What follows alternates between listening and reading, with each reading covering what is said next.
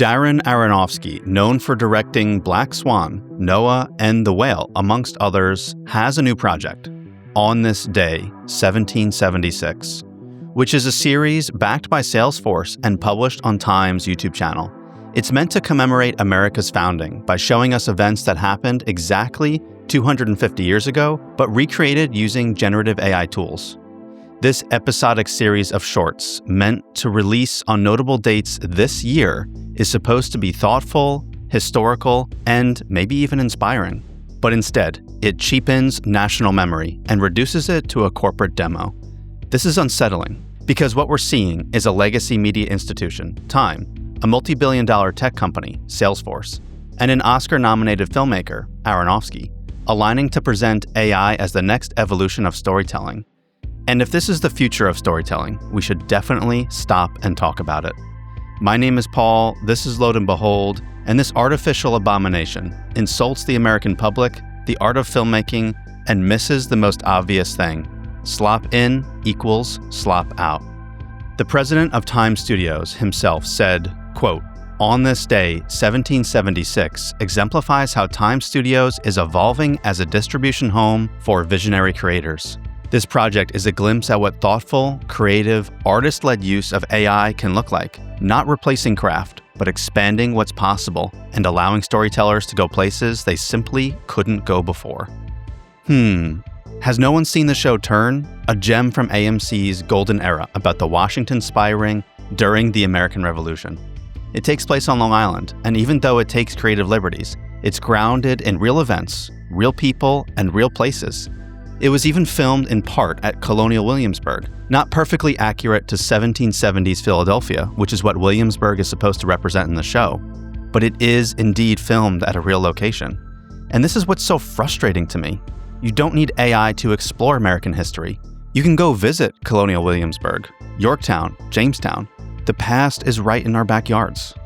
So when I hear that AI is expanding what's possible, I simply don't buy it. We are not technologically locked out of our own history. What AI expands isn't access, it's convenience. But even setting aside the philosophy, let's talk about the series itself from a cinematic perspective. My critiques of On This Day, 1776 couldn't be more scathing. Every character looks like wax, overly sharp and slightly shifting from scene to scene. There's an uncanniness to it, like staring at something without a soul. Important figures freeze on screen and are presented with labels, like specimens in a lab. The shots are short and stiff. The pacing feels like it's hiding mistakes rather than building rhythm. The dialogue feels disconnected, which doesn't help this project overall, even if it is voiced by union actors. Maybe we're back to that reoccurring AI trope. If they didn't bother to make it, why should I bother to watch it? This leads me to a bigger question. Why was this greenlit in the first place?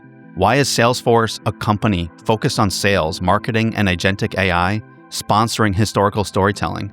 And why is Time, a publication with over 100 years of legacy, publishing this on its official YouTube channel? So I followed the money, hoping it would give me a clue. Salesforce's growth strategy is now built around AI, particularly agentic systems designed to automate work and reduce labor costs. Mark Benioff, co-founder of Salesforce, has said AI should augment workers, not replace them. Yet thousands of customer service jobs have already been cut at Salesforce, and of course across other industries using artificial intelligence in place of people too. Even when AI seems to perform worse, it's cheaper than paying humans.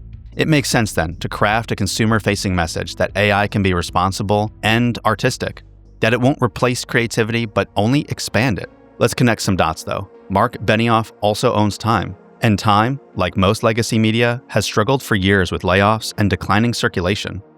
More recently, a statement from the company spills the beans. Time has to refocus on higher growth coverage areas, which include climate and AI. There's no direct evidence Benioff forced On This Day, 1776 onto Time's YouTube channel, but the alignment doesn't feel accidental.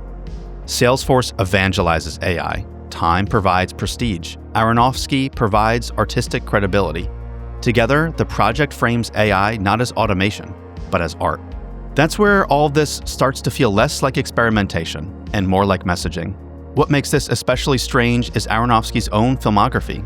He often explores the human condition, like addiction in Requiem for a Dream, obsession and success in Black Swan, faith and environmental collapse in Noah, he's also outspoken about animal welfare, particularly in Hollywood, ethical filmmaking in general, and he often critiques larger moral systems in his movies. That makes this embrace of generative AI feel at odds with the deeply down-to-earth themes he usually has in his films. But all that On This Day 1776 shows us is a bizarre simulation stripped of any human experience. Still, maybe the bigger issue isn't even AI, maybe it's slop, because slop has always existed. Let's look at Star Wars. The original trilogy felt revolutionary with its cutting-edge digital effects and larger-than-life good versus evil story. Every background and creature felt handcrafted with care. But by the time the prequels rolled out, George Lucas had enough tech to lean heavily into green screens. Behind-the-scenes photos make this obvious and quite painful. It does make me wonder if Lucas would have used AI for the prequels if he had had the option at the time. Forgetting about the visuals though, the prequels were also plagued with strange directional choices, canon-breaking information, and awkward dialogue. All of this had audiences rejecting these prequel films for years. The sequel trilogy felt different too, but not in a good way. Directionless and corporate, chasing nostalgia all to justify Disney's massive investment since its purchase of the franchise back in 2012. By the time The Rise of Skywalker hit, many fans, myself included, felt the franchise had died. The trend continued into the TV shows. Aside from the first few seasons of The Mandalorian, many others felt like spreadsheet-driven productions, designed to check boxes rather than tell coherent stories. Different eras, different tools, but when something feels hollow, I feel like audiences notice. Slop is still slop, it just tastes different now because it can be produced quickly and at scale. And since AI allows slop to be produced infinitely and cheaply, what once required a bad director or executive meddling can now be generated on demand. Corporations will call that innovation because it protects their bottom line. But let's pretend AI-generated video all of a sudden looks really good. We've seen glimpses of this with ByteDance, aka TikTok, and their Cadence 3.0 AI video generation tool. It boasts being able to form continuously coherent video in chunks greater than 10 minutes. But even when that hits mass market, I still think audiences will feel the difference between something made with care versus something made with a prompt. Because creativity isn't just coherence or visual accuracy, and it isn't just technical achievement. It's a lived experience and intention, combined with human-led decisions that shape something meaningful on the other end. Technology doesn't kill art, but I do think indifference could. If legacy institutions use their credibility to normalize convenience as craft and automation as artistry, then the danger isn't that AI exists. The danger is that we accept less.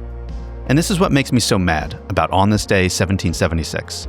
History isn't just information, it's how a culture remembers itself.